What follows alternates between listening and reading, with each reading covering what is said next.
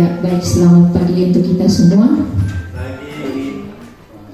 Ya, terima kasih banyak, puji dan syukur kehadirat Allah yang Maha Kuasa, karena pada pagi hari ini kita dapat berkumpul lagi di ruangan ini guna untuk mengikuti kegiatan dari Pak Apri berkaitan dengan aksi nyatanya dari guru penggerak. Nah, selanjutnya mari kita menyaksikan secara bersama aksi nyata yang akan disampaikan oleh Pak Apri. Kepada Pak Apri kami persilahkan. Baik, terima kasih atas waktu dan kesempatan yang diberikan. Yang saya hormati Ibu Wakil Kepala SMP Negeri 3 Welak, yang saya banggakan rekan-rekan guru dan tenaga kependidikan di SMP Negeri 3 Welak. Pertama, kita mengucap syukur karena kita hadir di tempat ini dalam keadaan yang sehat.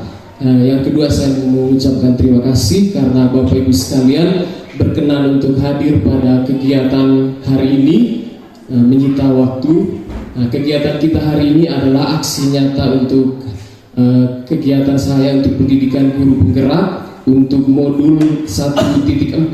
Jadi sejauh ini sudah ada 4 submodul yang saya pelajari. Kebetulan untuk modul 1.4 ini harus dibuat aksi nyata.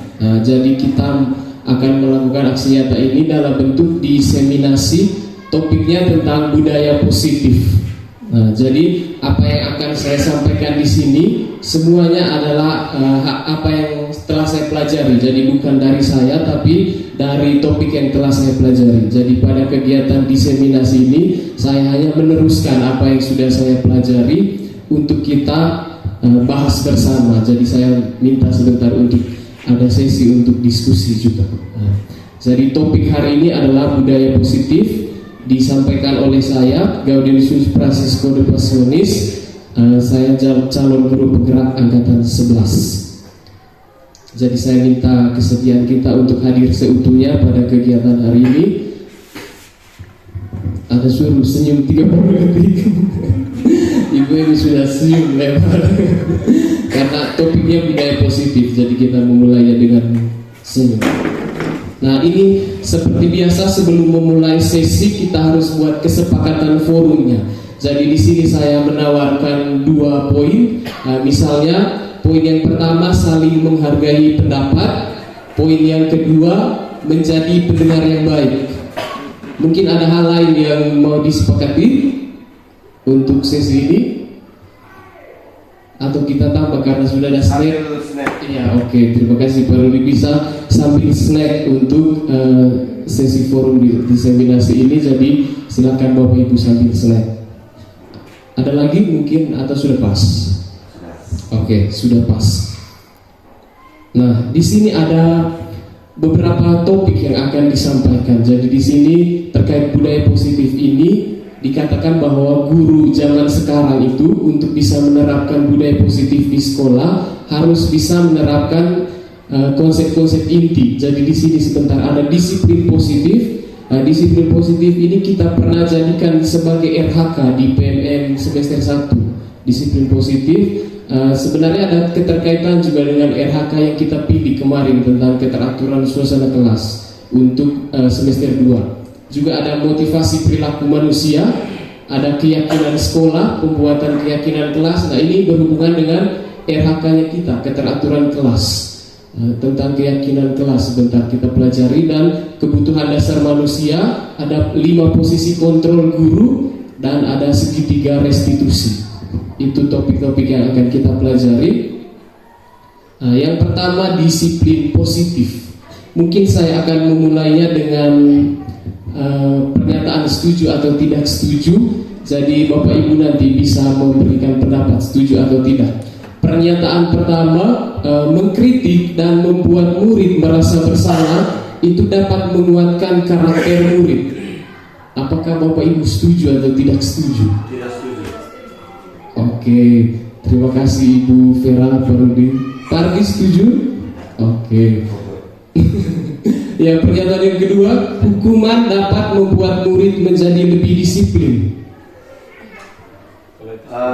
Itu situasional. situasional. Yang bagaimana dulu? Oke, saya kasih. Untuk pernyataan yang kedua, menurut saya begini, hukuman yang diberikan itu menjadi lebih disiplin untuk siswa. Itu situasional. Situasional maksudnya kalau hukumannya itu fisik, maka saya katakan tidak setuju. Tetapi kalau hukumannya itu ada bau akademik, itu harus saya setuju. Sehingga kalau boleh pernyataan itu dibuat lebih spesifik dulu. Hukuman secara akademik dapat membuat murid menjadi lebih disiplin. Oke, terima kasih. Baik, terima kasih. Mungkin tadi Ibu Vera juga menyampaikan hukuman dapat membuat murid menjadi lebih disiplin. Baik, tadi karena belum ada kejelasan di situ terkait hukuman sesuai masukan dari Pak Rudi tadi. Jadi kalau menurut saya juga tergantung situasinya dan jenis hukuman yang diberikan kepada siswa tersebut. Baik, terima kasih untuk pendapat dari Pak Rudi dan Ibu Vera. Nah, untuk penjelasannya sebentar akan kita lihat di sini. Jadi apa yang akan saya sampaikan sebentar itu adalah secara teorinya. Kalau secara prakteknya, saya rasa kita sama saja kita punya praktek selama ini. Tapi yang disampaikan sebentar berdasarkan teorinya. Oke, jadi saya memulai disiplin positif ini dengan teori kontrol. Jadi dalam hal mendisiplinkan murid tentu berhubungan dengan kontrol guru terhadap murid. Nah, di sini ada teori kontrol dari Dr. William Glasser. Jadi dia membahas ada beberapa miskonsepsi tentang makna kontrol yang selama ini kita ketahui. Jadi yang pertama, guru mengontrol murid itu ternyata hanya ilusi. Jadi pada dasarnya kita tidak dapat memaksa murid untuk berbuat sesuatu jikalau murid tersebut memilih untuk tidak melakukannya. Jadi sesungguhnya guru tidak bisa mengontrol murid. Mungkin dia terlihat patuh, tapi dia tidak disiplin. Jadi itu konsepnya. Misalnya kita suruh ini, kita merasa sudah mengontrol dia, dia memang membuatnya, tapi dia sebenarnya tidak disiplin positif. Disiplin positif di sini diartikan disiplin yang didasarkan atas motivasi dari dalam diri. Ilusi yang kedua itu semua penguatan positif, efektif dan bermanfaat. Itu juga hanya ilusi. Jadi penguatan positif seperti membujuk siswa itu bentuk-bentuk kontrol, tapi itu juga sebenarnya hanya ilusi. Kadang bertahan dalam jangka waktu tertentu saja. Seperti ini, mungkin awalnya bertahan, tapi lama-lama siswanya kembali ke mode awalnya karena tidak dari dalam diri. Nanti kita pelajari tentang motivasi internal. Ilusi yang lain bahwa kritik dan membuat orang merasa bersalah itu dapat menguatkan karakter. Kita selalu bilang bahwa kritik itu menguatkan karakter, tapi ternyata itu secara teorinya itu membawa murid menuju identitas gagal. Jadi dia memunculkan dialog diri yang negatif dengan dirinya. Jadi kita sering membuat dia merasa dia itu pribadi yang gagal. Nanti ada penjelasan lebih lanjutnya. Lalu ilusi bahwa orang dewasa memiliki hak untuk memaksa. Kita juga sering merasa bahwa anak kita, anak murid kita, ataupun orang tua dengan anak, bahwa anak kecil itu memang bisa dipaksa, seolah-olah mereka tidak punya dunianya, tidak punya kebutuhannya. Jadi kita mengontrol sepenuhnya. Itu juga ternyata hanya ilusi.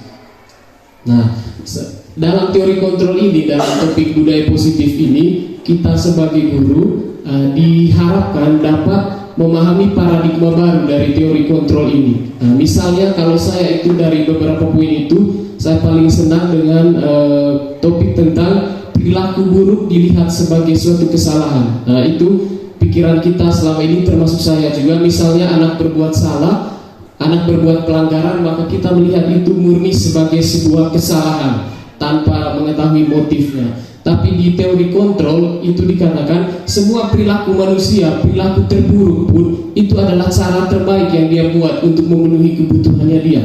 Hanya kita tidak memahami apa dia punya kebutuhan. Nanti kita pelajari di 5 kebutuhan manusia. Jadi perilaku-perilaku peserta didik juga yang memang sering melanggar, sebenarnya pada saat dia melanggar itu dia sedang memenuhi salah satu kebutuhannya dia, hanya kurang dituntun dengan baik. Jadi ada 5 sebentar kebutuhannya. Lalu untuk teori kontrol ini, model berpikirnya itu menang-menang, bukan menang kalah.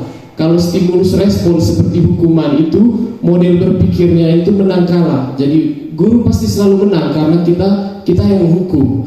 Tapi muridnya itu selalu dalam posisi kalah. Misalnya kita suruh lari keliling lapangan, misalnya contoh atau apa, jadi murid selalu di posisi kalah, guru selalu menang. Tapi kalau di disiplin positif ini, guru harus menciptakan suasana menang-menang. Guru menang, murid juga menang, seperti itu. Jadi itu hanya pengantar. Nah, ini kita masuk ke disiplin positif. Jadi disiplin positif itu cara penerapan disiplin yang mengajarkan anak bertanggung jawab dan menumbuhkan kesadaran diri. Jadi kuncinya di sini kesadaran diri berdasarkan nilai-nilai kebajikan. Jadi kesadaran yang didatangkan dari dalam diri. Disiplin positif ini lebih ke arah disiplin diri, di mana kita dapat mengontrol diri dalam melakukan suatu tindakan. Jadi kalau kita tidak ada disiplin diri, maka kita selalu butuh orang lain untuk mendisiplinkan kita. Jadi disiplin yang diharapkan di topik ini adalah disiplin dari dalam diri.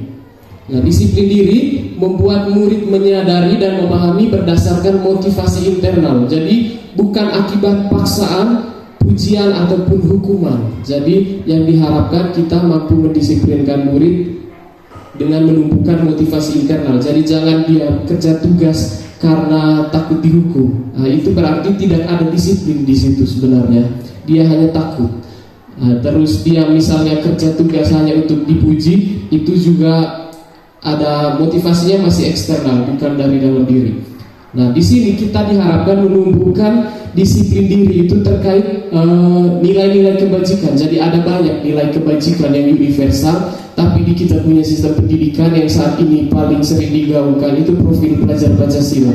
Jadi di mana murid diharapkan memenuhi 6 dimensi ini: beriman, bertakwa kepada Tuhan, berakhlak mulia, mandiri, berkebinekaan global, bergotong royong, kreatif, dan bernalar kritis. Jadi ini menjadi acuan kita untuk mendisiplinkan anak-anak. Lalu topik berikutnya tentang motivasi perilaku manusia. Seperti yang sudah kita bahas tadi, kita akan mengharapkan anak-anak berbuat sesuatu itu atas dasar motivasi dari dalam dirinya. Nah, di sini kita harus kenali anak ini melakukan suatu tindakan itu motivasinya yang mana. Jadi motivasi yang pertama dan kedua itu motivasinya itu bersifat eksternal. Jadi orang dari luar yang mengarahkan dia, tidak ada kesadaran dari dalam diri. Motivasi pertama adalah untuk menghindari ketidaknyamanan atau hukuman. Jadi misalnya kita pikirkan di murid-murid kita sering tidak mengalami hal ini. Misalnya mengerjakan tugas untuk takut dihukum. Jadi orang yang motivasinya seperti ini, saat diberi tugas, pertanyaan yang muncul dalam otaknya adalah, kalau saya tidak kerja, apa yang terjadi dengan saya? Hanya itu saja. Itu saja pertanyaan yang muncul. Berarti dia itu hanya menghindari ketidaknyamanan, misalnya takut disiksa, takut kena sanksi, takut hanya dia sendiri yang tidak kerja, terus guru memperhatikan dia. Nah, itu menghindari ketidaknyamanan atau hukuman. Dan menurut teori motivasi ini adalah motivasi paling rendah dalam diri manusia. Kata menurut teorinya, jadi motivasi paling rendah dalam diri manusia adalah ketika kita, termasuk anak didik itu, melakukan sesuatu tugas di sekolah hanya untuk menghindari ketidaknyamanan. Ketidaknyamanan berupa sanksi, misalnya seperti itu. Berarti saat memang dia tetap kerja tugas, tapi dia itu tidak disiplin, dia hanya takut. Jadi kesalahannya tetap ada sebenarnya, dia mengerjakan atas dasar takut. Jadi suatu waktu ketika guru yang tidak rutin lagi memeriksa tugas itu, dia bisa punya opsi untuk tidak mengerjakan. Berarti itu dia tidak disiplin, dia hanya takut. Jadi kesalahan itu tetap ada dalam dirinya, hanya tersembunyi dalam suatu ruang kecil mungkin bernama ketakutan. Terus motivasi kedua itu, ini levelnya lebih tinggi sedikit dari motivasi pertama, itu untuk mendapatkan imbalan atau penghargaan dari orang lain. Jadi itu ciri-cirinya jika seseorang atau peserta didik melakukan tindakan, pertanyaan yang muncul di otaknya pertama, saya dapat apa kalau melakukan ini? Itu motivasi kedua, berarti dia mengharapkan imbalan. Misalnya, oh hanya mau dipuji terus oleh guru, sehingga suatu waktu ketika pujian itu tidak dia dapat, dia bisa turun semangatnya karena dia hanya mengharapkan apresiasi dari orang lain. Termasuk mungkin saya juga mengikuti pendidikan guru penggerak ini awalnya motivasi nomor 2 ini. Saya dapat apa? Udah dapat sertifikat. Oke, kok ternyata salah juga saya punya motivasi. Motivasi yang ketiga, untuk menjadi orang yang mereka inginkan dan menghargai diri sendiri dengan nilai-nilai yang mereka percaya. Menurut teorinya ini motivasi terbaik karena sifatnya dari dalam diri. Misalnya murid atau peserta didik mengerjakan suatu tugas bukan karena takut dihukum, bukan karena mau dipuji, tapi dia mengerjakan tugas itu karena dia ingin cari tahu ilmunya. Karena dia menghargai dirinya sebagai anak sekolah, maka menurut dia harus memperkaya dirinya dengan ilmu, maka itu motivasi terbaik. Jadi entah orang hukum atau tidak, entah orang puji atau tidak, dia akan tetap kerja. Itu motivasinya dari dalam diri, dan ini sifatnya lebih bertahan lama karena menyangkut dirinya sendiri, tidak tunggu dari luar. Itu motivasi. Lalu mungkin sebelum masuk ke keyakinan kelas, mungkin kita bisa sambil diskusi. Mungkin Bapak Ibu pernah mengalami bertemu murid, kira-kira sebagian besar yang motivasinya yang mana kira-kira? 1 kah, 2 atau 3? Dan apakah pernah ada yang bertemu murid yang motivasinya nomor 3? Mungkin ada Bapak Ibu bisa berbagi. Atau paling banyak yang mana? Kalau dari saya mulai dari saya. Kalau dari pelajaran saya beragam juga. Memang sebagian besar saya rasa motivasi nomor 1 kalau takut mendapatkan teguran. Menurut saya sebagian besar saya punya. Tapi ada juga yang belajar memang motivasi nomor 3 itu ada juga. Dan memang terlihat perbedaannya. Contohnya kalau kita mendadak periksa tugas, mendadak ulangan misalnya, itu ketahuan yang motivasi nomor 1 itu pasti paling panik. Tapi kalau orang yang selalu siap, itu pasti motivasi nomor 3. Mungkin ada yang mau berbagi, Bapak Ibu? Oke, Pak Tidak hanya, terima kasih atas kesempatan yang diberikan. Dari pengalaman yang saya hadapi, anak-anak punya motivasi. Dan kebanyakan anak-anak mengerjakan ketika diberikan tugas, anak-anak mengerjakan tugas yang diberikan itu hanya karena takut hukuman. Itu sebagian besar. Ada juga yang lain mengerjakan tugas itu hanya untuk mendapat pujian. Lalu pertanyaan saya begini, adakah tidak motivasi yang tergolong ke dalam motivasi ketika kita berikan tugas, anak-anak itu tidak mengerjakan 1, 2, 3 kali tetap saja? Kira-kira mereka dikategorikan ke motivasi yang mana? Tidak juga mau takut mendapat hukuman, tidak juga ingin mendapat penghargaan, apalagi yang level terakhir yang ketiga itu tadi. Begitu. Kira-kira bagaimana itu, Kakak? Oke, jadi ini masalahnya tidak mau mengerjakan sama sekali. Berarti memang itu dari bukan tidak mau, tapi memang tidak susah, tidak pernah. Oke, berarti mungkin saya rasa dia juga tidak mempan dengan motivasi eksternal. Sepertinya ini juga dihubungkan dengan dengan pola asuh di rumah. Kalau pelajari kan paling pertama kan dari keluarga. Mungkin ini sebentar ada kaitannya saya rasa dengan kebutuhan dasar manusia. Jadi saya rasa akan ada, misalnya ada hal tertentu dalam dirinya dia yang belum dipenuhi, sehingga jangankan mengerjakan tugas itu, kebutuhan dasarnya dia secara, nanti ada 5 kebutuhan dasar manusia itu belum cukup terpenuhi, sehingga untuk memulai melakukan hal seperti itu agak susah bagi dia. Jadi nanti kita pelajari tentang 5 kebutuhan dasar manusia seperti itu. Mungkin dari Bu Mister. Ya, baik, terima kasih. Berkaitan dengan disiplin positif ini tadi ya. Jadi kalau saya lihat ada 3 motivasi itu ya. Kalau saya pelajari yang saya lihat ke anak-anak itu, mungkin dari ketiga motivasi ini ada yang mengalami hal yang sama. Motivasi 1, motivasi 2, dan motivasi 3. Setiap pribadi anak-anak itu memiliki dari ketiga motivasi ini. Ada yang tidak punya sama sekali, sama seperti yang disampaikan oleh Pak Rudi. Nanti itu dimasukkan ke mana itu. Jadi ketiga motivasi ini sudah ada dalam diri anak-anak. Jadi sangat baik juga itu.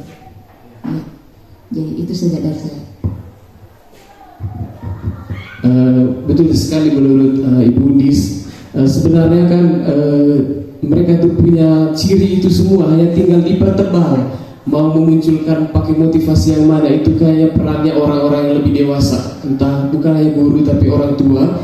Karena kalau ada juga kami belajar tentang teorinya Ki Hajar Dewantara, katanya anak itu seperti tulisan di kertas yang masih buram. Jadi sepanjang hidupnya tinggal mau dipertebal yang bagian mana.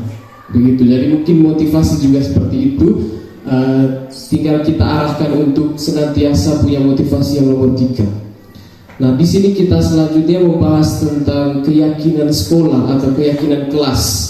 Nah, saya rasa ini berhubungan dengan keteraturan kelas dengan RHK yang kita pilih kemarin di PMM hari Selasa. Kita baru-baru mengerjakan itu.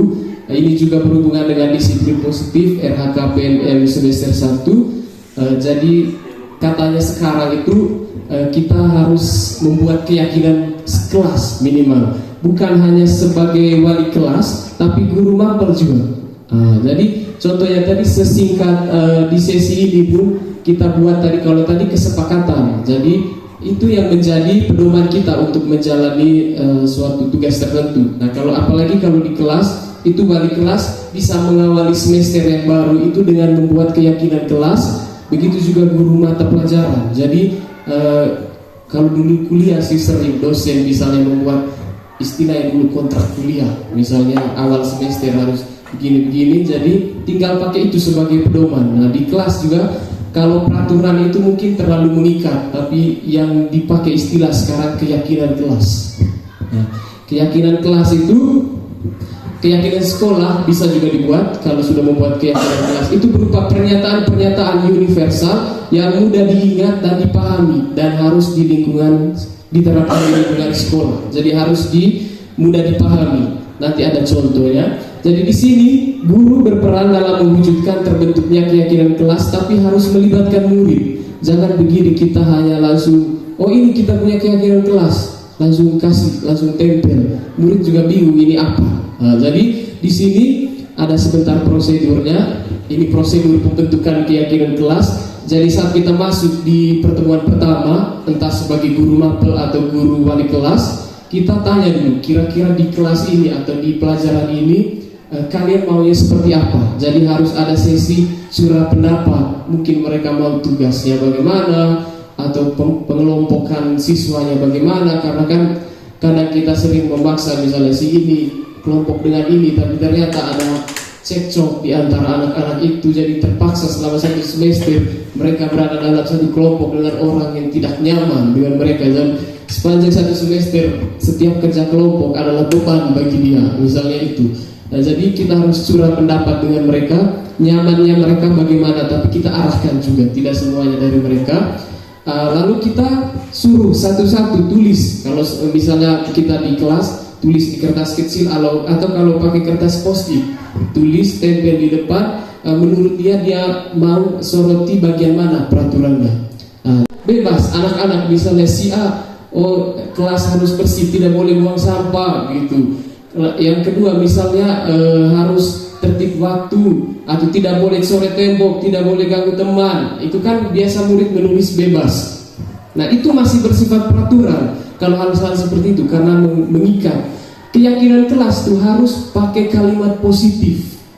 Misalnya begini, contoh, anak-anak misalnya maju tulis, jangan membuang sampah sembarangan. Setelah semuanya ditulis oleh anak-anak satu kelas, kita ganti semua redaksi kalimatnya ke hal yang lebih positif. Karena katanya secara teori kalau pakai kalimat negatif, malah itu yang berkeingat. Justru semuanya diubah. Misalnya kalau kalian positif, terima kasih telah menjaga kebersihan ruangan ini. Itu biasanya seperti itu. Dibanding kita tulis jangan mengotori ruangan ini, jadi lebih positif dia. Contoh misalnya anak tulis jangan membuang sampah sembarangan, kita bisa ganti harus menjaga kebersihan kelas, gitu. Atau jangan mengganggu teman, kita bisa tulis menghargai teman. Itu contoh keyakinan kelas. Setelah diubah ke dalam kalimat positif, kita tentukan nilai-nilai itu, nilai kebajikannya apa. Misalnya ada yang sama, misalnya ada anak tulis jangan mengotori tembok, ada yang tulis jangan membuang sampah. Itu kan berada di bawah satu payung yang dinamakan cinta lingkungan atau cinta kebersihan. Jadi kita bisa gabung dalam satu topik namanya menjaga kebersihan. Jadi dari beberapa murid itu digabung jadi satu keyakinan. Atau ada yang bilang misalnya tidak boleh maki di kelas, misalnya begitu. Tidak boleh ganggu teman, harus sopan dengan guru. Itu kan digabung jadi menghargai guru dan teman. Itu bisa. Jadi difilter dari 20 murid dalam satu kelas, bisa jadi hanya sisa tinggal 6-7 keyakinan karena banyak yang mirip. Begitu. Jadi kita harus merujuk nilai apa yang mau dicapai oleh anak ini dari peraturan yang dia buat. Kalau topik yang berkaitan dengan kebersihan, berarti nilai kebajikan yang mau dia capai adalah kebersihan. Kalau tentang ketertiban, berarti ketertiban, cinta lingkungan, menghargai sesama, itu nilai yang mau dituju. Nanti peraturan atau keyakinan kelas ini bisa ditinjau bersama-sama, terus membagi peran. Misalnya peran ini tentang kebersihan, ada tidak yang bisa kita atur. Misalnya ada petugas piket, nanti diturunkan jadi seperti itu. Jadi dimulai dari keyakinan kelas, dan keyakinan kelas ini bisa ditinjau ulang dari waktu ke waktu manakala ada hal yang sudah tidak relevan atau kita membutuhkan keyakinan kelas tambahan. Nah, keyakinan kelas ini sebaiknya ditempel di kelas, atau kalau guru mapel itu bisa diingatkan di setiap awal pelajaran. Misalnya ingat keyakinan kelas kita tentang tugas, misalnya harus mengumpulkan tugas atau mengerjakan tugas di buku tugas dan lain sebagainya. Nah, contohnya seperti ini. Jadi ini keyakinan kelas 9A, ini saya sebagai wali kelas, bukan sebagai guru mapel. Kalau guru mapel saya belum buat, ini keyakinan kami sudah buat tapi memang belum ditempel. Jadi waktu itu 22 kalau di kelas 9A peserta didiknya. Jadi ada 22 peraturan dari mereka. Waktu itu ditulis di papan. Jadi sisanya sebaiknya sebenarnya hanya 7 gitu maksimalnya supaya gampang diingat, tapi kami tambah jadi 8. Contoh keyakinan kelas yang kami buat misalnya berdoa sebelum dan sesudah pelajaran. Itu jadi keyakinan kelas. Yang kedua, menjaga kebersihan kelas dan sekolah. Menjaga kebersihan kelas dan sekolah itu paling banyak ditulis. Misalnya mereka tulis tidak boleh buang sampah, harus kerja, petugas piket harus kerja. Itu kata-kata dari mereka, tapi diubah jadi menjaga kebersihan kelas. Menjaga ketertiban dan keamanan kelas, berpakaian sesuai aturan sekolah atau nilainya itu tentang disiplin berpakaian, menghargai guru, teman dan semua warga sekolah baik dari tutur kata maupun tindakan, lalu disiplin waktu termasuk mengumpulkan tugas tepat waktu, bertanggung jawab mengerjakan semua tugas, dan yang terakhir mereka tambahkan itu menjaga nama baik kelas dan sekolah. Nah, itu nilai keyakinan. Jadi nilai universalnya yang ada di dalam itu nilai kebajikan itu, berdoa itu berarti religius. Jadi itu nilainya yang menjadi acuan utama. Yang kedua itu tentang kebersihan dan cinta lingkungan. Yang ketiga berarti ketertiban. Yang keempat disiplin berpakaian, ada juga disiplin waktu. Dan yang kelima itu tentang hormat dan saling menghargai. Itu nilai kebajikannya. Lalu ada rasa tanggung jawab dan menjaga nama baik sekolah. Jadi ini sesuai dengan profil pelajar Pancasila. Ada akhlak, ada keimanan, kerjasama. Jadi itu patokannya. Nanti kita bisa buat di pelajaran kita masing-masing, bisa buat 5 keyakinan begitu untuk membiasakan. Siapa tahu nanti di RHK tentang keteraturan kelas juga misalnya harus buat itu. Berarti guru di awal mengajar untuk guru mapel itu bisa rutin diingatkan, ingat keyakinan kelasnya bagaimana. Misalnya di RPP ditulis di langkah awal pendahuluan, guru mengingatkan keyakinan kelas. Itu kita bisa tambahkan. Oke, yang berikut tentang kebutuhan dasar manusia. Nah, jadi kebutuhan dasar manusia itu ada 5 kebutuhan dasar manusia, baik ke siapapun itu.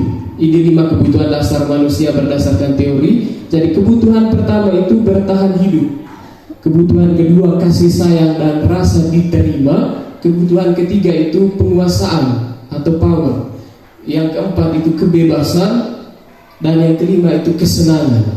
Jadi semua perilaku manusia termasuk peserta didik itu adalah bagian dari upayanya untuk memenuhi 5 kebutuhan ini.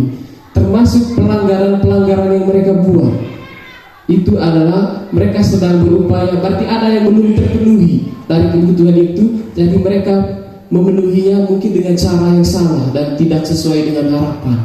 Nah, kita ada studi kasus ya saudara. Misalnya ini, ada murid guru wali kelas 9H namanya Ibu Zulaika. Dia sedang bingung menghadapi ulah salah satu murid di kelasnya bernama Tommy. Nah, beberapa anak itu telah mengeluhkan Tommy itu dia sering kayak mencari perhatian, meminta bekal makan.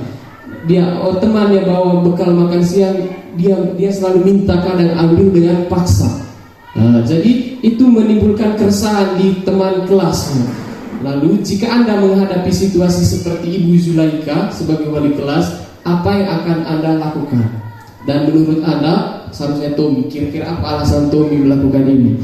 Jadi kan sebagai wali kelas pasti kita panggil. Misalnya satu kelas sudah resah dengan dia, kita panggil. Misalnya kita harus tanya alasannya apa.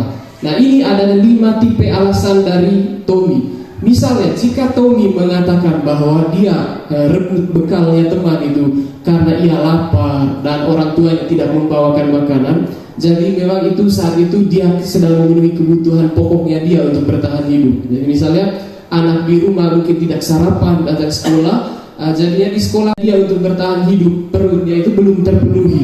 Jadi apapun di sekolah itu dia tuh sudah tidak pusing dengan yang di sekolah karena perutnya belum terpenuhi di rumah oleh orang tuanya. Jadi dia rebut makanan jajannya teman. Berarti kalau jawabannya Tommy seperti itu, dia sedang memenuhi kebutuhannya untuk bertahan hidup atau survival. Jika Tommy menjawab dengan alasan bahwa dia rebut bekal itu karena dia mau dia punya teman itu perhatikan dia, atau dia mau guru itu lapor ke orang tua supaya orang tua perhatikan dia, berarti dia itu sedang ingin memenuhi kebutuhan nomor 2, yaitu rasa sayang atau rasa diterima. Dia tuh cari perhatiannya teman, mungkin ganggu teman, ternyata hanya mau diperhatikan karena saking tidak diperhatikan di rumah. Misalnya di rumah kurang asupan perhatiannya, dia kejar di sekolah. Makanya ada kutipan yang mengatakan anak yang dicintai di rumah datang ke sekolah untuk belajar, tapi anak yang tidak dicintai di rumah datang ke sekolah untuk diterima. Hanya seperti itu. Jadi dia hanya cari tempat untuk menerima dia, makanya dia sering ganggu temannya begitu. Kalau alasan nomor 3-nya misalnya dia ingin temannya takut dengan dia. Nah, biasa kan begitu preman-preman di sekolah. Dia ingin cari kekuasaan itu sebenarnya, penguasaan. Mungkin di kelas tidak pernah tampil itu anak. Jadi kan setiap orang itu ada kebutuhan akan power, akan penguasaan. Saat di kelas tidak tersalurkan, saat pelajaran tidak pernah tampil, tidak pernah omong di depan, dia bingung ini kebutuhan penguasaan ini dia salurkan kemana. Salah satunya dia lihat mungkin teman yang badan yang lebih kecil, dia ganggu, dia sampai menangis supaya temannya takut. Nah, di situ dia merasa dia berkuasa, dia dilihat. Apalagi anak laki-laki kalau usia-usia pubertas awal masih mencari jati diri, seperti itu biasanya. Jadi kalau dia hanya membuat temannya takut, berarti dia sedang mencari kekuasaan.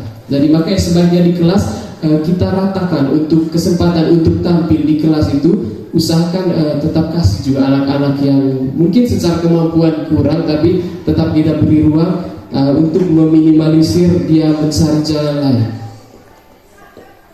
Kalau alasan keempat, misalnya karena dia bosan dengan makanan yang dia makan, itu berarti dia kebutuhan akan kebebasan. Jadi dia jenuh. Jadi semua hal yang berhubungan dengan jenuh, bosan, berarti itu menyangkut kebutuhan akan kebebasan. Misalnya kita mengajar di kelas, misalnya metodenya mungkin kurang variatif, terus anak-anak mengantuk, berarti dia jenuh, berarti dia membutuhkan kebebasan. Seperti itu. Yang kelima, alasan terakhir dari Tommy adalah dia hanya mau iseng saja. Dia senang saja lihat dia punya teman tuh marah-marah, kesal, hanya mengganggu saja. Berarti dia memenuhi kebutuhannya akan kesenangan. Nah, di situ kita harus mengontrol bahwa jangan sampai kesenangannya dia merusak kesenangannya orang lain. Tapi kan anak-anak umur SMP itu mungkin belum terlalu mengerti konsep kesenangannya orang lain. Yang penting dia senang saja. Jadi alasannya sebenarnya ini paling banyak juga suka ganggu, suka bikin temannya menangis, tapi dia senang lihat temannya tertekan, padahal temannya merasa dibully seperti itu. Jadi makanya kita harus mengenali saat anak-anak berbuat pelanggaran, kita cari tahu alasannya yang mana supaya kita arahkan. Misalnya kalau iseng, oh berarti dia hanya mau senang, dan kita ingatkan supaya jangan merusak kesenangannya orang juga. Itu untuk kebutuhan. Ini yang penting juga 5 posisi kontrol guru. Jadi lagi 2 topik, 5 posisi kontrol, dan terakhir sebentar segitiga restitusi. Terkait 5 posisi kontrol, jadi selama ini kita guru mengontrol murid, nanti kita refleksi kita selama ini menjadi guru dengan posisi yang mana. Nah, saya juga setelah belajar modul ini, saya merasakan terlalu banyak salah juga yang saya buat selama ini. Jadi 5 posisi kontrol itu ada 5. Yang pertama, guru mengambil posisi sebagai penghukum, guru sebagai penghukum. Ada tipe guru pembuat merasa bersalah. Yang ketiga, guru sebagai teman. Yang keempat, guru sebagai pemantau. Yang terakhir, guru sebagai manajer. Nah, jadi ini kira-kira posisi guru di sekolah itu dipetakan dalam 5 posisi ini. Yang pertama itu guru sebagai penghukum. Nah, saya jelaskan saja. Guru sebagai penghukum itu dan guru sebagai pembuat merasa bersalah, itu posisi 1 dan 2 itu membentuk murid ke identitas gagal. Kalau yang posisi teman, pemantau dan manajer itu membentuk identitas sukses. Tapi yang paling bagus sebenarnya yang manajer. Nah, kalau menghukum itu sifat dari hukuman itu tiba-tiba. Jadi tidak ada kesepakatan awal. Misalnya jika kalian tidak pikir misalnya apa gitu kan, itu ada kesepakatan, masih ada, itu lebih baik. Tapi kalau yang begini, misalnya murid tiba-tiba melanggar, terus kita suruh misalnya bersih WC atau apa gitu, sifatnya tiba-tiba. Dan sifat dari hukuman ini, murid selalu di posisi tertekan dan murid selalu di posisi tidak nyaman. Tapi apakah murid melakukan? Murid pasti melakukan. Sebagian besar murid melakukan. Tetapi dampak pada muridnya apa? Dia cenderung mengulangi kesalahan itu. Jadi itu di depan disampaikan bahwa dampak pada murid di kolom paling bawah itu, murid mengulangi kesalahan dan hasilnya itu memberontak. Karena sifatnya satu arah dari guru ke murid. Jadi tidak ditanya dulu alasan. Jadi itu penyebabnya penghukum ini tidak tanya dulu alasan. Misalnya kenapa dia begini, tidak ditanya, jadi langsung dihukum. Itu guru sebagai penghukum. Nah, posisi yang kedua, guru pembuat rasa bersalah. Guru pembuat rasa bersalah itu biasanya suaranya tidak keras. Nah, saya sering mengambil posisi gurunya itu, tapi menusuk. Jadi contoh yang begini, saya kecewa sekali dengan kamu hari ini. Itu tidak marah, dia tidak hukum, tidak ada sentuhan fisik, tapi dia bikin murid rasa bersalah. Jadi kalimatnya selalu seperti itu. Misalnya, saya kecewa dengan kamu hari ini, pokoknya begitu. Jadi murid semua yang merasa bersalah, tapi kita merasa kita menang di situ. Dia sudah tunduk, ini berarti kita menang, berarti dia sudah sadar dalam diri. Ternyata tidak. Ternyata secara teori tidak. Kalau terus seperti itu, katanya secara teori memunculkan rasa rendah diri dari dalam diri anak. Kalau terus berulang seperti itu, nah, mungkin 1-2 kali masih aman. Dan kalau berulang-ulang, ini bukan hanya guru ke murid, bisa juga orang tua ke anak atau kakak ke adik yang lebih kecil. Kalau terlalu terbiasa, dia selalu dibuat rasa bersalah, perlahan-lahan dia selalu melihat dirinya itu, saya ini tidak bisa menyenangkan pak, ibu, atau menyenangkan saya punya bapak atau saya punya mama. Selalu muncul dialog seperti itu dalam diri. Yang ketiga itu sebagai teman, posisi guru sebagai teman. Ini kelemahannya, kalau ciri-cirinya misalnya begini, ayo kak buat ini demi pak, atau buat ini demi ibu.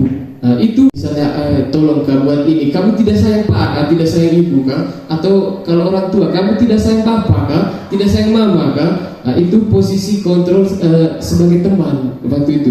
Kelemahan memang tidak membentuk dia menjadi gagal, tapi anak itu jadi bergantung terus ke dia, bergantung ke sosok itu. Manakala itu dia tidak dapat dengan orang lain, hancur sudah seperti itu. Jadi saking dekatnya dengan sosok itu, akhirnya dia cenderung bergantung dengan sosok itu saja, dengan orang itu saja. Kalau dengan orang lain yang suruh, belum tentu dia mau. Jadi kelemahannya adalah ketergantungan. Itu posisi kalau sebagai teman. Yang keempat itu lebih tinggi lagi, posisi sebagai pemantau. Kalau pemantau ini dia tidak hukum, dia berbasis data. Misalnya kau sudah terlambat 3 kali, kau sudah tahu tuh aturannya apa. Oke, dia tinggal jalankan konsekuensi. Atau kau sudah 3 kali tidak kerja tugas. Jadi semua berbasis data. Dia punya data itu kuat. Dia itu hanya memantau, memonitor berbasis data. Oh, kau hari ini sudah berapa kali buat salah, kau tahu tuh konsekuensinya apa. Dia hanya mengingatkan, memantau pakai data. Kalau menurut saya ini kurang, kayaknya jarang kita seperti ini. Yang paling bagus itu yang kelima, posisi sebagai manajer. Nah, di sini kita melihat murid atau anak kita atau adik kita itu sebagai pribadi yang bisa bertanggung jawab. Misalnya dia buat salah, bukan hanya kita yang kasih solusi, tapi kita ajak omong, ajak dialog di situ, sambil memberikan pertanyaan yang bikin anak refleksi. Nah, jadi tidak hanya begini, kau terlambat atau kau bolos terus, tanpa tanya kenapa dia bolos terus, mungkin lapar tadi tuh, seperti itu. Kalau manajer ini tanya dulu apa, dan si anak itu harus mencari solusinya. Jadi di sini ada komunikasi, mungkin itu kekuatan utamanya, ada dialog yang agak intensif dengan murid. Jadi tidak hanya satu arah. Jadi murid itu kalau manajer ini dia tidak rendah diri, jadi dia merasa dihargai. Tapi memang agak susah kalau mengangkut budaya kita di daerahnya kita, kan kadang memandang anak kecil punya pendapat itu apa sih gitu loh. Jadi mungkin kalau orang barat itu kalau dialog dengan anak kecil umur 5 tahun itu seperti omong dengan orang dewasa. Jadi benar-benar orang tua yang dengar sekali dia punya pendapat. Tapi kalau kita di sini kan agak susah, mungkin itu tantangannya, mungkin banyak pengaruh faktor budaya. Jadi dari antara kelima itu, posisi terbaik adalah posisi sebagai manajer. Posisi kontrol sebagai manajer itu, jadi guru dapat berbuat sesuatu bersama murid dan mempersilahkan murid untuk bertanggung jawab dan menemukan solusi. Jadi kuncinya ia tidak fokus ke masalah, tapi fokus ke solusi. Dia berbasis solusi. Nah, ini yang terakhir tentang segitiga restitusi. Nah, jadi misalnya kalau murid sudah buat salah, kita sudah ambil posisi sebagai manajer, terus langkah-langkahnya bagaimana? Nah, ini kita menerapkan namanya segitiga restitusi. Ini restitusi itu secara sederhananya, misalnya anak buat salah, kita usahakan menggeser dia. Kan anak kalau sudah buat salah, dalam dirinya itu dia tahu kalau dia itu sedang salah, sedang gagal. Misalnya identitas yang dia tahu itu saya gagal, pokoknya begitu. Jadi berbeda sudah dari temannya. Jadi restitusi ini kita menyelesaikan masalahnya dengan solusi dan menggeser dia punya identitas dari identitas gagal ke identitas sukses. Jadi dia tidak rendah diri lagi, dia bisa kembali ke kelasnya, kembali ke kelompoknya dengan karakter yang lebih kuat, tidak membuat dialog negatif dengan dirinya. Nah, ada 3 tahap dalam segitiga restitusi. Yang pertama itu menstabilkan identitas, yang kedua validasi tindakan yang salah, baru yang ketiga menanyakan keyakinan. Makanya penting tadi kita harus buat keyakinan supaya saat kita restitusi anak itu, kita bisa kembali ke keyakinan yang dia buat di awal. Jadi kalian sudah buat keyakinan seperti ini, jadi kembalikan ke mereka. Jadi kalian yang buat, tapi kalian yang langgar, nanti kita caranya bagaimana? Untuk tahap menstabilkan identitas, kuncinya misalnya saya sudah buat salah, kita panggil dialognya, ciri-cirinya itu kita kasih tahu ke anak bahwa kan saat sudah dia buat salah, kita sudah tahu bahwa kesalahan itu tidak bisa kembali lagi, kan waktu sudah berlalu. Kita tidak bisa ungkit terus, misalnya kau salah, tidak bisa diungkit terus. Jadi yang kita bisa buat adalah kita kasih tahu bahwa tidak apa-apa, berbuat salah itu wajar. Berbuat salah itu wajar, tapi ada lanjutannya nanti. Jadi jangan merasa orang yang paling gagal dalam kesalahan ini, seperti itu. Jadi kita kasih tahu bahwa tidak ada manusia yang sempurna. Misalnya kita punya adik juga berbuat seperti ini, atau kita saudara atau anak, tidak hanya murid. Jadi kita kasih tahu bahwa tidak ada manusia yang sempurna. Itu gunanya menstabilkan identitas. Jadi kita kasih tahu misalnya Pak atau Ibu di sini tidak akan fokus ke kesalahan itu. Atau misalnya kita kasih tahu Pak juga tidak mau berpihak. Misalnya ada dua orang yang berbuat salah atau berkelahi misalnya. Di sini Pak tidak mau berpihak ke siapapun. Jadi bukan fokus ke salah, kita Pak atau Ibu bantu untuk cari solusinya dan bagaimana menyelesaikannya. Itu menstabilkan identitas. Yang berikutnya, validasi tindakan yang salah. Validasi tindakan yang salah ini dialognya, kita tanya sudah alasannya dia buat itu apa. Misalnya tadi dia bikin temannya menangis, kita tanya kenapa bikin temannya menangis tadi, apa kronologis tadi. Misalnya dijawab saya hanya iseng saja Pak, atau saya iseng saja Ibu. Kita kasih tahu sudah di sini, kita bisa refleksi, dia kebutuhan apa yang dia penuhi. Baru kita juga bisa memberikan apresiasi. Misalnya ada satu contoh video yang kami buat. Misalnya ada anak terlambat 15 menit datang sekolah. Memang ini susah saya rasa untuk diterapkan ini teori. Misalnya dia terlambat 15 menit, kita tahu dia terlambat dan anak itu tahu dia terlambat. Tapi di validasi tindakan yang salah ini, setelah kita tahu kebutuhannya dia apa, misalnya karena ada acara di rumahnya misalnya, atau karena nonton apa begitu malam ya begadang, berturut-turut dia seperti itu, kita kasih tahu bahwa tapi bagus kau begadang tidur jam 2, terlambatnya hanya 15 menit. Maksudnya bahkan dalam kesalahannya dia juga masih kita usahakan ada hal yang apa yang positif. Kalau kau tidur jam 2, barangkali bisa juga kau terlambat ya 30 menit, tapi bagus saya 15 menit. Saya rasa itu susah juga, maksudnya kita memuji dia di dalam kesalahannya dia, tapi secara teorinya katanya seperti itu. Jadi misalnya anak juga buat salah atau adik buat salah, kita lihat, tapi bagus juga, maksudnya kau punya pikiran masih ada sadar. Tapi kalau kita kayak susah, saya juga susah untuk memuji untuk hal-hal seperti itu, mengapresiasi di tengah-tengah hal seperti itu. Misalnya ada kasus di video ini, anak menyembunyikan tas temannya. Kita bisa puji, tapi bagus, setidaknya kau mengembalikan itu tas. Lebih buruk toh kalau kau tidak mengembalikannya. Jadi dialognya seperti itu. Jadi karena kalau dia tidak mengembalikan lebih parah berarti karakternya. Tapi saat dia anaknya sudah menangis, dia mengembalikan, berarti masih ada rasa tanggung jawab. Jadi kita bisa bilang sebenarnya kau masih bertanggung jawab, hanya kau tadi ganggu teman itu, berarti merusak kebahagiaannya dia. Mungkin kau yang senang tapi dia yang tidak senang. Jadi jangan diulangi. Itu validasi tindakan yang salah. Jadi di sini kita gali alasan. Yang terakhir itu menanyakan keyakinan.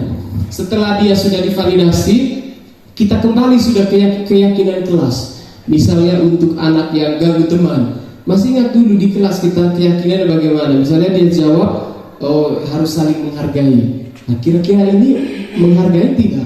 Kau percaya tidak dengan keyakinan kelasnya kita? Dan misalnya tidak percaya, berarti seharusnya bagaimana? Tadi mengganggu teman itu menghargai tidak? Mungkin kau senang, tapi caranya harusnya bagaimana? Jadi itu menanyakan keyakinan dan bagaimana solusinya. Minta maaf misalnya. Ada tidak orang dewasa yang butuh untuk membantu menyelesaikan ini? Misalnya anak yang selalu terlambat, mungkin butuh orang tua. Berarti kalau kita bisa komunikasi dengan orang tua, kita komunikasi. Dan kapan itu diterapkan? Misalnya mulai besok atau mulai hari ini. Jadi dialognya dalam restitusi ini fokusnya juga itu di cara berbicara. Jadi usahakan nada bicara, ruangannya juga, gestur tubuhnya kita juga tidak memojokkan dia. begitu. Jadi misalnya ruangan paling enak diskusi 4 mata.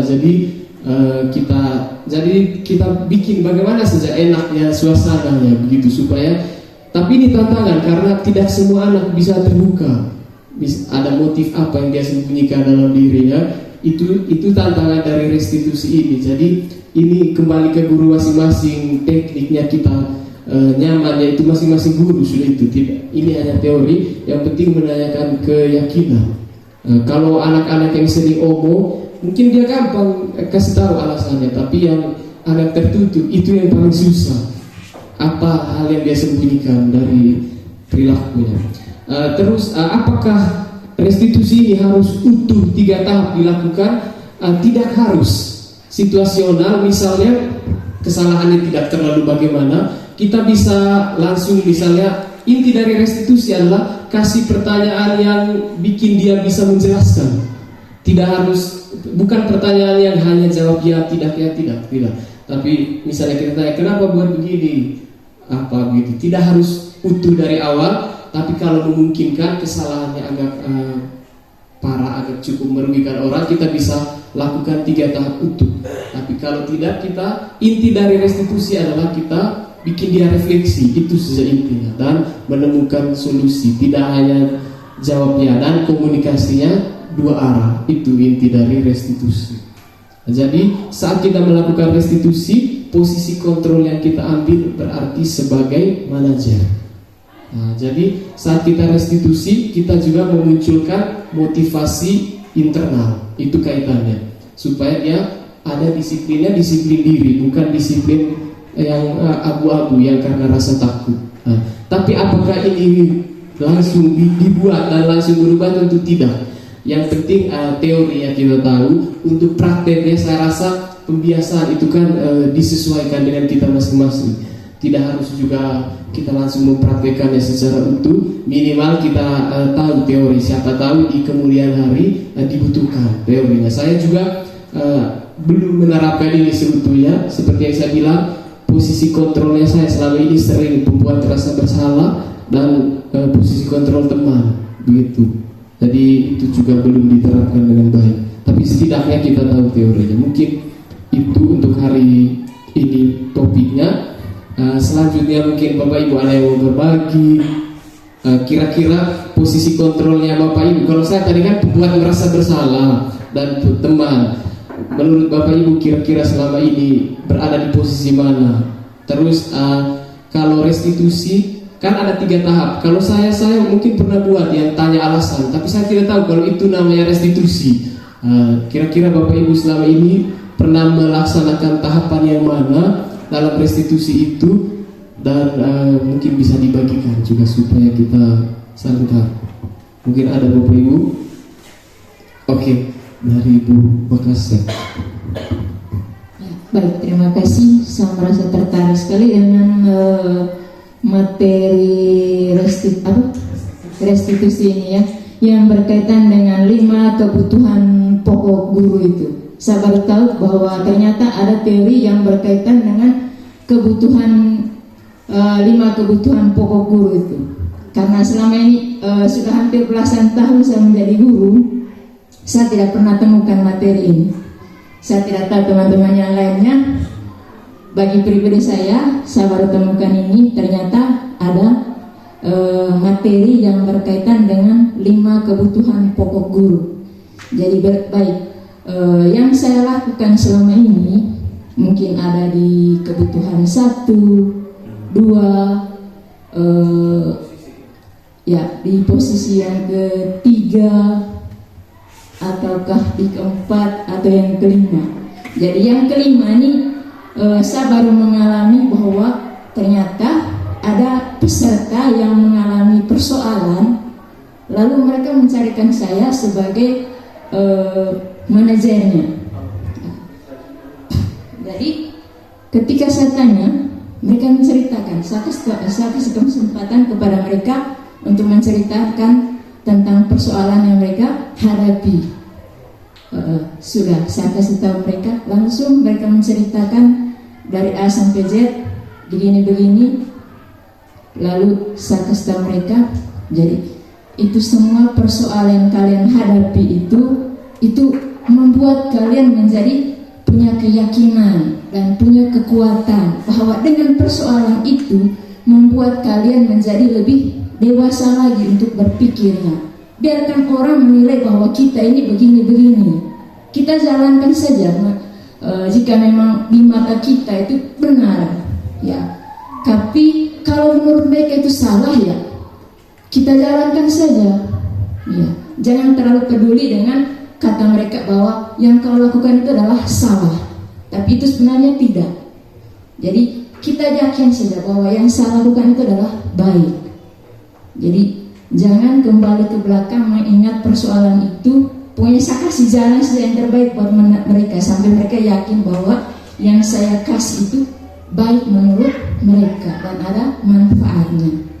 Jadi saya senang juga mau membagi dengan kita ketika mereka punya persoalan. Nah, disitulah bahwa kita punya peran, bahwa ternyata kita dibutuhkan juga oleh mereka.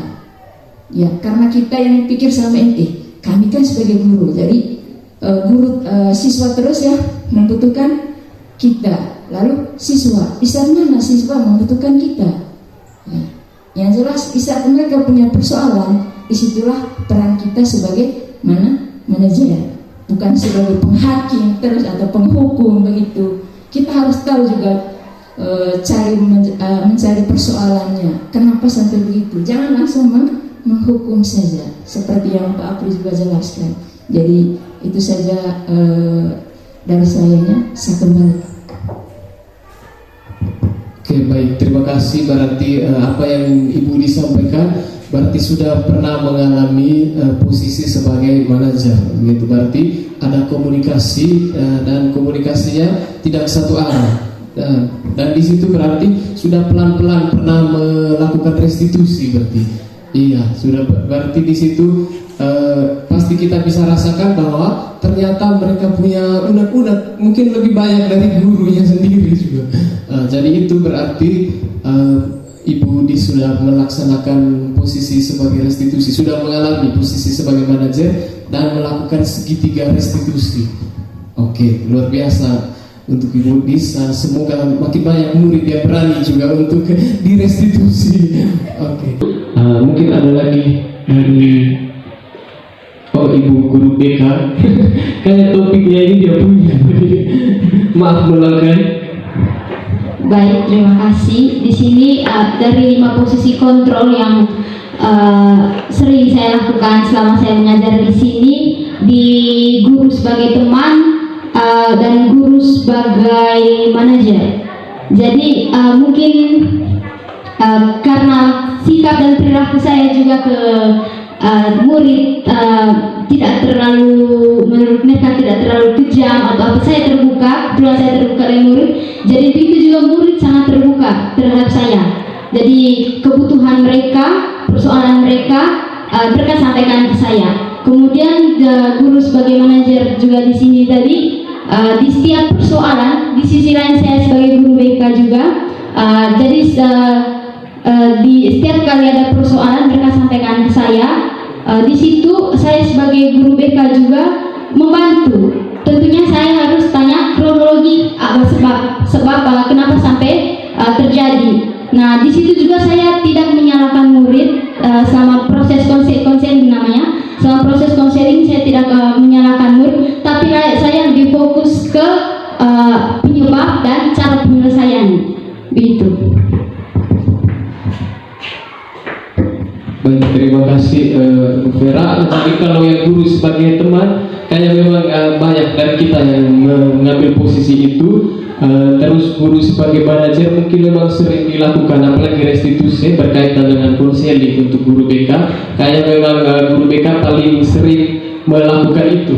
Jadi dengan kehadiran guru BK di sini, semoga fungsi-fungsi tadi sebagaimana JR dan penanganan restitusi ke depannya semoga bisa lebih baik ya. Barangkali mungkin kami guru mapel ya atau guru wali kelas yang masih agak kewalahan, nanti bisa kami komunikasikan untuk direstitusi oleh guru BK ke depannya, supaya mungkin kalau guru mapel kan susah mengontrol, wali kelas juga kadang tidak terlalu memperhatikan, tapi kan BK saya rasa paling tahu tentang ini. Jadi terima kasih untuk Ibu Vera. Mungkin ada lagi Pak Ardi. Oke, luar biasa. Selamat siang. Oke, baik. Terima kasih kepada Kak Apri. Saya secara pribadi sangat luar biasa sekali materi yang disampaikan oleh Kak Apri. Menurut saya berarti kuliah kita kulik ini sangat luar biasa sekali. Kak Apri, dari sekian yang Kak Apri sampaikan tadi, yang saya paling menonjol di sini adalah 5 posisi kontrol sebagai guru.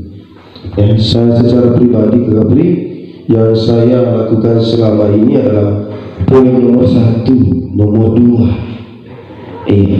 Poin nomor 1 dan nomor 2, dan yang terakhir itu di 5.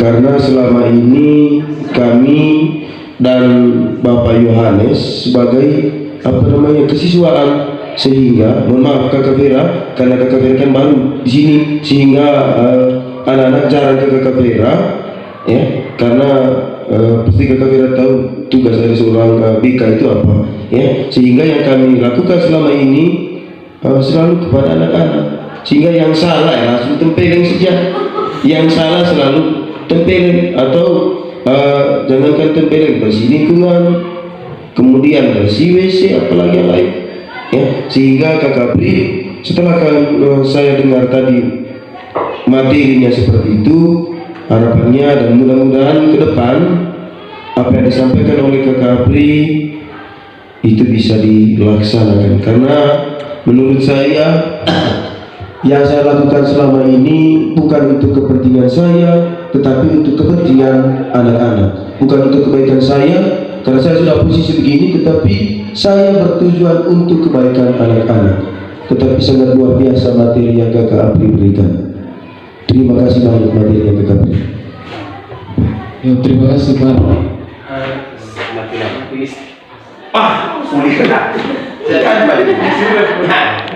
Jadi kalau sama seperti yang saya sampaikan tadi, bahwa saya juga kaget dengan teori ini dulu, karena pelaksanaannya saya rasa sama juga. Saya juga sering menghukum. Saya paling tidak suka kalau saya kasih tugas kalau tidak dikerjakan. Ada satu murid di sini, mungkin dia juga tahu. Jadi saya juga penghukum, tapi lebih seringnya itu membuat merasa bersalah. Jadi saya kebetulan saya wali kelas di kelas yang sama, dari kelas 1, 2, 3 di kelas A.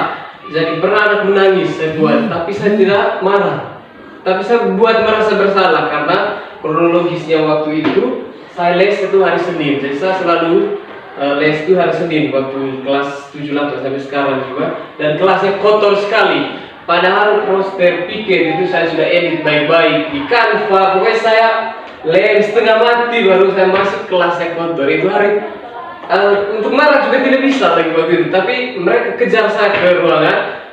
Dan anak-anak yang pikir itu adalah anak-anak yang dekat sekali dengan saya. Jadi waktu itu saya omong, saya kira kamu selama ini baik, ternyata saya kecewa hari ini. Hanya omong itu, mereka menangis sampai tidak keluar suara. Dan waktu baca modul ini saya baru tahu, oh itu namanya membuat merasa bersalah. Saya kira waktu itu mereka pasti sudah sadar kalau secara pikirannya saya, ternyata secara teorinya mereka berarti di posisi saya ini tidak bisa menyenangkan Pak ini, berarti hanya untuk diapresiasi oleh saya. Jadi secara teorinya salah, mungkin secara prakteknya saya pikir benar waktu itu. Jadi kalau penghukum, saya rasa kita semua pernah melakukan seperti Pak dibilang, toh itu juga untuk mereka. Jadi hal seperti ini juga tidak bisa langsung kita terapkan 100% tuh, perlahan. Yang saya bilang tadi, paling tidak yang penting kita sudah tahu teorinya, untuk pelaksanaan yang ke depan tidak bisa dalam sekejap. bisa butuh waktu bertahun-tahun juga. Yang penting kita sudah tahu. Jadi apa yang saya sampaikan hari ini bukan dari saya tapi dari teori. Jadi untuk prakteknya saya rasa sama juga. Saya juga seperti itu. Mungkin ada lagi waktu ini. Baik. Kalian setelah itu ibu diskusi, setelah itu baru Terima kasih. Kalau saya karakter sikap anak itu memang dia terbentukkan terbentuk dari dari keluarga. Karena anak kan terlahir dari seperti yang Pak Fir bilang dari kelas kosong. Dia lahir dari kelas kosong, kemudian dibentuk dari yang paling awal itu dari lingkungan keluarga. Lingkungan keluarga itu memang peran penting untuk membentuk karakter anak gitu. Kita lingkungan sekolah itu memang sebagai penerus dari pembentukan karakter lingkungan keluarga itu. Karena di lingkungan keluarga itu dibagi dua lagi, lingkungan keluarga artinya lingkungan orang tua, lingkungan anak itu lingkungan sebayanya. Kedua itu akan mempengaruhi karakter anak itu sendiri. Soal penerapan hukuman segala macam itu menyangkut pembentukan sikap dan perilaku anak di sekolah itu tergantung respon anak terhadap tindakan kita. Itu saya. Respon anak terhadap tindakan. Karena respon anak terhadap tindakan itu terbentuk dari lingkungan keluarga itu terbentuk dari lingkungan keluarga atau lingkungan sebayanya mereka. Gitu. Bagaimana cara mereka merespon dari sebuah tindakan seperti apa. Soal hukuman dan hadiah itu memang bagi saya itu tetap wajib dilakukan. Karena untuk memulai pembentukan karakter anak itu kan berbagai macam tindakan, mulai dari hukuman, yang penting hukuman positif, kemudian hadiahnya hadiah positif. Itu untuk melatih keterbiasaan anak untuk membentuk suatu sikap atau karakter itu. Itu menurut saya. Terima kasih kalian. Saya juga berpikir seperti itu. Kalau untuk meniadakan sama sekali itu, kayak secara konteks budaya kita agak susah juga. Bahkan menyangkut rewards begitu. Ada satu teori ini tidak disampaikan tadi, katanya dihukum oleh penghargaan. Ada satu topik juga tentang punishment by rewards. Katanya terlalu sering memberikan rewards atau apresiasi juga itu sebenarnya saat itu kita sedang menghukum dia. Katanya. Tetapi saya juga tidak terima dengan teorinya seperti itu. Kalau seperti meniadakan hukuman kayaknya memang agak susah untuk secara lingkungan kita. Terima kasih masukannya.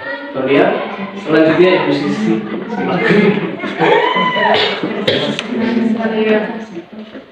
Materi yang disampaikan dari Pak Asli hari ini membangun budaya positif. Kalau saya lihat secara keseluruhan materi hari ini mau mengajak kita sebagai guru mencari guru yang ideal, guru yang ideal yang tidak seperti guru-guru zaman saya ini. Siswa saya tentu dia tahu saya seperti apa gitu. Jadi memang kata orang sekolah zaman dulu dan zaman sekarang beda. Kalau kita berikan hukuman maka pasti ada akibatnya, ya. Akibatnya ada yang tidak terima, orang tua tidak terima, kemudian anak tidak terima, anak tidak terima, kemudian orang tua tidak terima. Dengan adanya materi seperti ini, sebenarnya mengajak kita untuk kembali lagi menjadi guru ideal tadi dengan memahami kebutuhan anak. Selama ini yang saya praktekkan di masa tahun ini, iya ditanya kalau anak buat kesalahan apa alasannya, apa alasan mengapa sampai begini. Lalu kemudian tentu ada akibat dari perbuatan yang dia lakukan. Ya, sebenarnya semua yang disampaikan tadi itu sudah dilakukan, termasuk fungsi kontrol itu. Ya, terus terang saya melakukan berapa tadi? 5 fungsi kontrol itu. Hukum iya, bersalah iya, teman iya. Tentu ada anak yang kita ajak bercerita kayak teman ke teman. Kemudian ada pemantau, ya. Kalau tidak mengerjakan tugas sekian kali, tentu ditanya apa alasan mengapa sampai tidak kerja tugas. Dia pasti beritahu alasan-alasannya. Dan kemudian untuk mengorek alasan siswa, ada yang seperti kita bilang tadi mudah menyampaikan, tapi ada juga yang seperti Harumi tadi bilang itu, bagaimana kalau tidak kerja terus? Bagaimana caranya? Tentu yang kalau refleksi pribadi, yang lima-limanya itu sudah saya lakukan. Hanya memang sekarang tuntutannya harus menjadi fungsi kontrolnya itu adalah manajerial. Itu saja tuntutannya. Kita diajak untuk melakukan fungsi kontrol terhadap siswa dengan fungsi manajerial. Oke lah, mari kita Sama-sama Ibu. saya sama-sama berusaha untuk menjadi kontrol yang manajerial. Ya. Saya pikir itu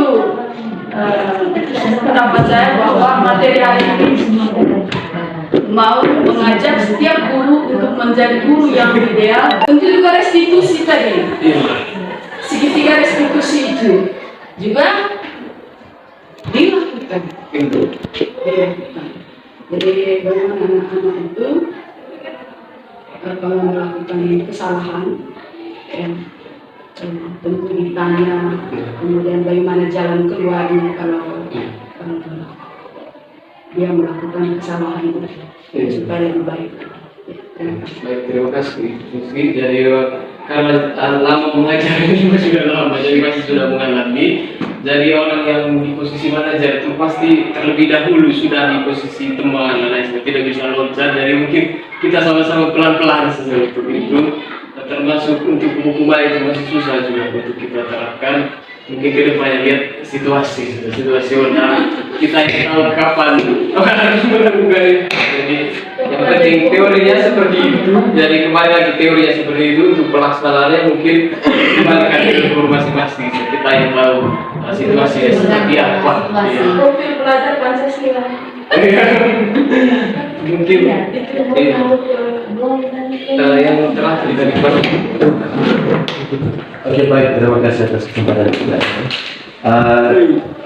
Suara saya pernah memaksa saya untuk harus datang ke sekolahnya dan tidak sosial. Terima kasih untuk dropnya. Ya, saya tidak sia-sia untuk datang dan mendapatkan ilmu baru dan yang memang mesti harus dilakukan. Bahwa dari pertemuan hari ini saya mendapat satu inspirasi bahwa belajar itu merupakan satu peristiwa yang complicated, yang sangat membutuhkan cara, aspek internal dan juga aspek eksternal. Ketika cara dan aspek-aspek itu tidak dilakukan, tidak didapatkan secara total, secara sempurna, akan berdampak pada data. Oleh karena itu, apa yang disampaikan oleh saya tercetuskan dengan ilustrasi tadi itu.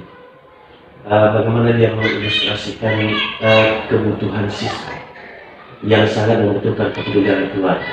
Di sini saya tulis kutip sedikit saja sebagai kesimpulan pribadi bahwa memang peristiwa belajar itu sungguh membutuhkan kebutuhan dasar siswa dengan pendidikan dasar keluarga. Yang difokuskan selama ini adalah pendidikan dasar siswa, dan itu dilakukan di sekolah. Betul itu dilakukan, tetapi sekolah tidak memperhatikan bagaimana kebutuhan pendidikan dasar yang dilakukan di keluarga. Lalu untuk kita bisa ketahui, tadi saya banyak hal yang saya kutip di sini. Ketika di keluarga selalu dihukum, maka efek atau dampak yang dilakukan oleh siswa di sekolah itu akan nakal. Kalau di keluarganya tidak dihargai, maka di sekolah dia ada usaha untuk menarik kepedulian guru ke teman. Lalu ketika di keluarga tidak ada kepedulian terhadap perkembangan pertumbuhannya, maka sekolah anak itu akan menjadi kreatif. Kalaupun guru mendapatkan cara untuk mengatasi hal-hal itu, karena itu bermasalah. Di sini tadi saya tulis siswa bermasalah, guru bermasalah, dan atasan bermasalah. Guru punya cara itu sudah, tetapi ada satu aspek yang tidak pernah tersentuh, yaitu keluarga. Harapan saya begini, dengan IT mengikuti kegiatan penggerak ini, diharapkan bahwa galilah kepada guru pengajar praktik itu bagaimana cara mengikut sertakan keluarga dalam pembentukan karakter anak. Kira-kira cara yang dilakukan toh. Yang selama ini yang kita lakukan itu adalah pertemuan komite. Tetapi mutlak pada saat itu kegiatan itu membahas terkait dengan anak uang komite. Tetapi pada saat itu sekolah dan komite tidak pernah membahas soal pendidikan dasar yang mesti diberikan oleh keluarga kepada anak. Oleh karena itu harapan saya karena kata aku saya tahu bahwa kemampuannya sangat berasal